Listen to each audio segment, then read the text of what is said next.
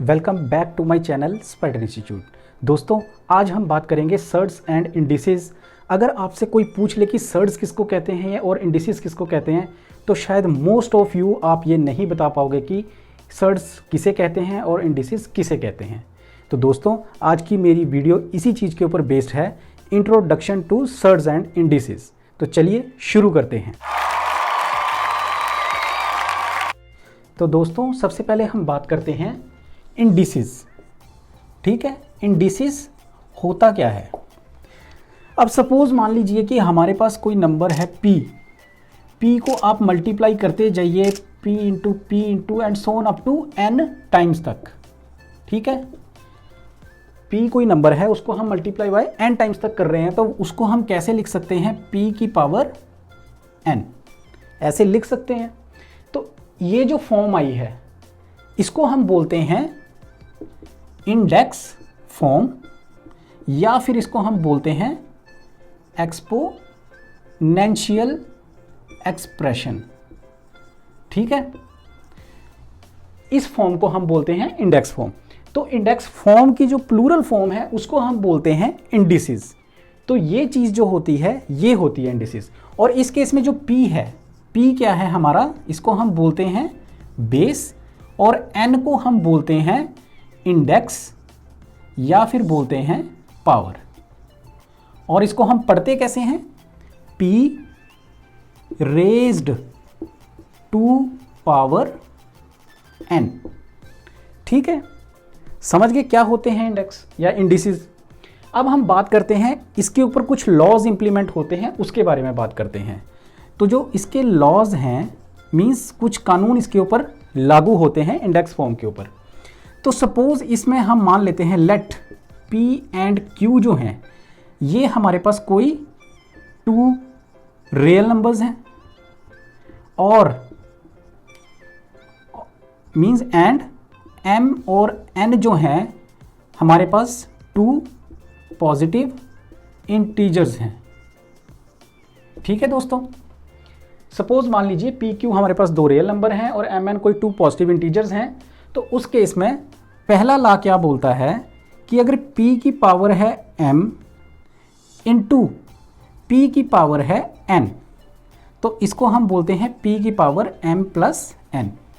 ठीक है, सेकंड में अगर हमारे पास p की पावर m अपॉन p की पावर n दी हुई हो, तो इसको हम लिख सकते हैं p की power m minus n।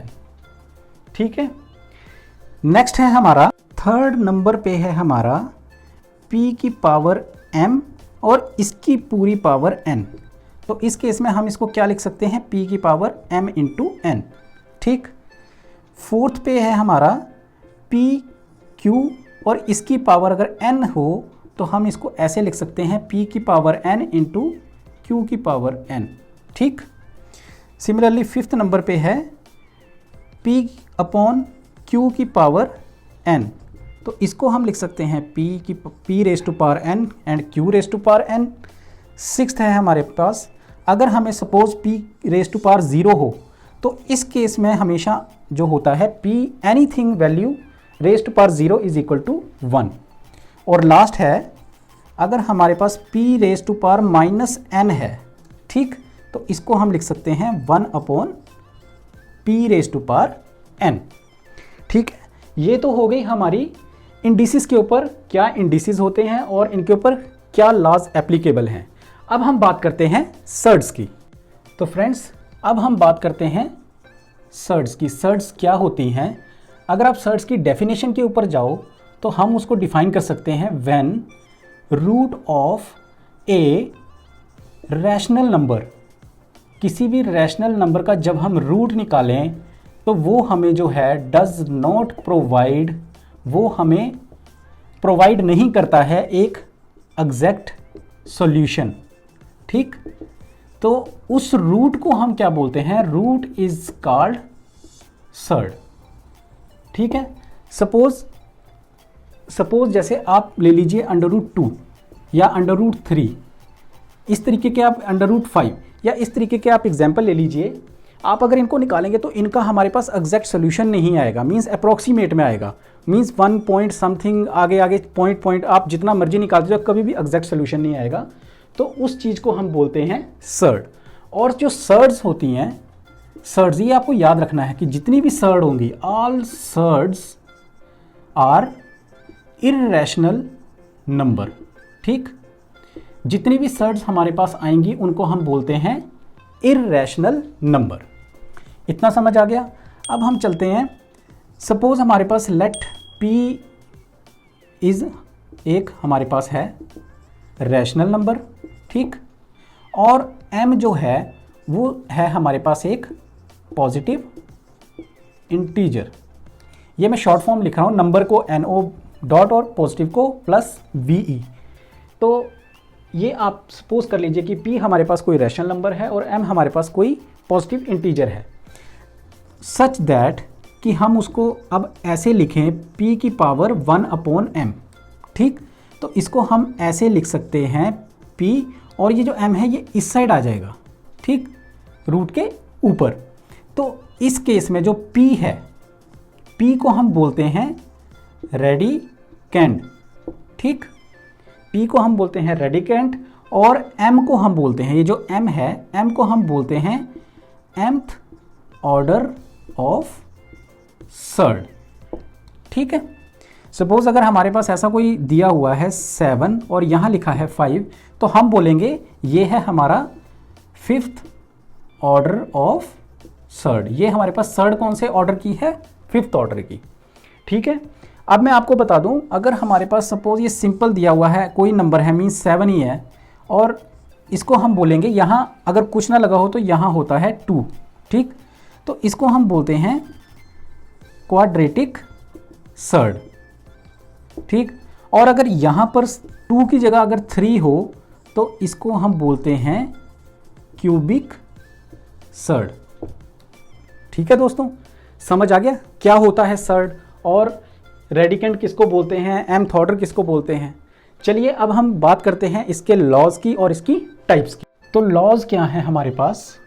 Laws of सर्ड्स। सर्ड्स के ऊपर कौन कौन से लॉज इंप्लीमेंट होते हैं उसकी बात करते हैं।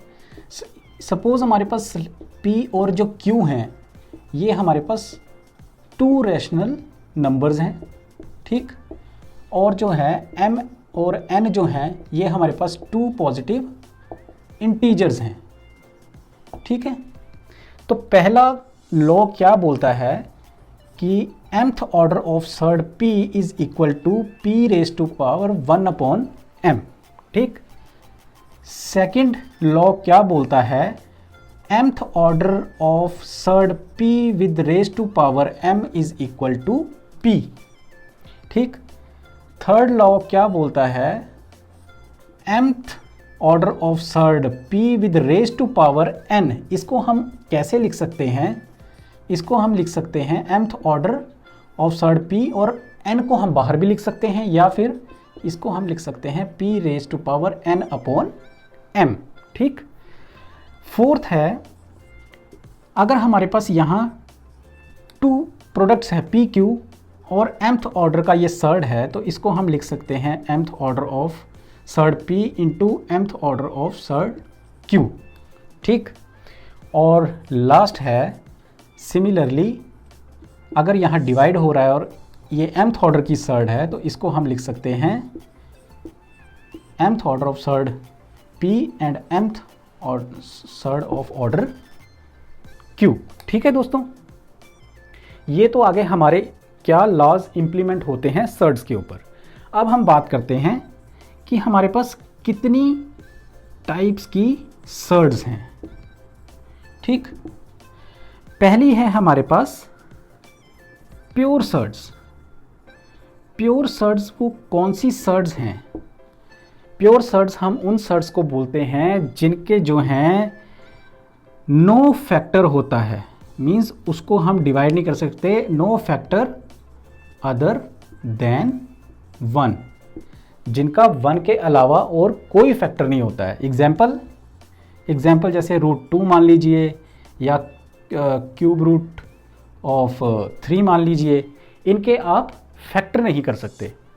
ठीक, सेकंड नंबर पे आता है हमारे पास मिक्स्ड सर्ड्स। मिक्स्ड सर्ड्स कौन सी होती हैं? जिसमें जो फैक्टर है वो अदर देन 1 होता है। क्या होता है? Factor other than 1। ठीक, एग्जाम्पल जैसे आप ले लीजिए 4√5, 6√3 एट्सेट्रा। ठीक, इस तरीके के जो एग्जाम्पल्स हैं इनको हम बोलते हैं मिक्स्ड सर्ड्स। थर्ड है हमारे पास लाइक सर्ड्स। लाइक सर्ड्स कौन सी सर्ड्स होती हैं? जिस केस में जो रेडिकेंट हैं वो सेम होते हैं। ठीक, क्या रेडिकेंट जो होते हैं वो सेम होते हैं। और इसमें एग्जाम्पल्स जैसे 2√5 एंड 4√5। इस केस में जो है ये रेडिकेंट जो हैं ये दोनों सेम हैं। और लास्ट है हमारे पास अनलाइक सर्ड्स, और ये इसके ऑपोजिट है। इसमें जो रेडिकेंट हैं वो जो हैं वो सेम नहीं होते। ठीक, एग्जाम्पल जैसे आप ले लीजिए 2√7 या 3√5। इसमें अगर आप देखेंगे तो यहाँ रेडिकेंट जो हैं वो सेम नहीं हैं, तो इस टाइप की सर्ड्स को हम बोलते हैं अनलाइक सर्ड्स। तो अब हम बात करते हैं इसकी कुछ प्रॉपर्टीज़ की। तो फ्रेंड्स, अब हम बात करते हैं प्रॉपर्टीज़ ऑफ सर्ड्स। सर्ड्स की प्रॉपर्टीज़ क्या हैं उसके ऊपर थोड़ी बात कर लेते हैं। सबसे पहली प्रॉपर्टी क्या है? अगर हमें दिया हुआ है a+√b = c+√d। ठीक, या फिर हमें दिया हुआ है a-√b = c-√d। तो इस केस में हमेशा जो a है वो हमारा इक्वल होगा c के, और जो b है वो हमारा इक्वल होगा d के। ठीक है फ्रेंड्स। सेकंड है हमारी प्रॉपर्टी, अगर हमारे पास a+√b = c+√d दिया हुआ है, अगर ये हमें दिया हुआ है देन, तो उस केस में जो है a-√b will always be equal to c-√d and vice versa, means इसका उल्टा। अगर हमें ये चीज़ कंडीशन दी है तो ये ट्रू है, और अगर हमें ये कंडीशन दी है तो ये ट्रू है। एग्जाम्पल से समझिए। एग्जाम्पल सपोज अगर हमारे पास दिया है 2+√3 = अपना 3+√5। ठीक, अगर हमें ये दिया हुआ है तो इस केस में जो है हम बोलेंगे कि 2-√3, यहाँ प्लस था, माइनस = 3-√5, ये सही होगा। ठीक, और लास्ट प्रॉपर्टी है हमारी, अगर हमारे पास सपोज √a+√b है = √c+√d। अगर ऐसा कभी हमें कहीं दिया होता है a b c d जो है, आप कोई भी नंबर्स डाल लीजिए, पॉजिटिव नंबर्स, तो उस केस में देन √a-√b = √c-√d, ये हमेशा ट्रू होगा। And vice versa, vice versa means इसका उल्टा, अगर ये दिया है तो ये ट्रू होगा। तो दोस्तों, आज की वीडियो में मैंने आपको बताया सर्ड्स और इंडिसेस क्या होते हैं, इसकी प्रॉपर्टीज़ क्या हैं, और इसके ऊपर कौन कौन से लॉज इम्प्लीमेंट होते हैं। अगर आपको कुछ ना समझ आया तो मुझे कमेंट सेक्शन में ज़रूर बताइए, मैं आपको उसका ज़रूर सॉल्यूशन बताऊंगा। और अगर आपको ये वीडियो पसंद आया हो तो वीडियो को लाइक कीजिए और अपने सभी दोस्तों के साथ शेयर कीजिए ताकि वो इसका फ़ायदा ले सके।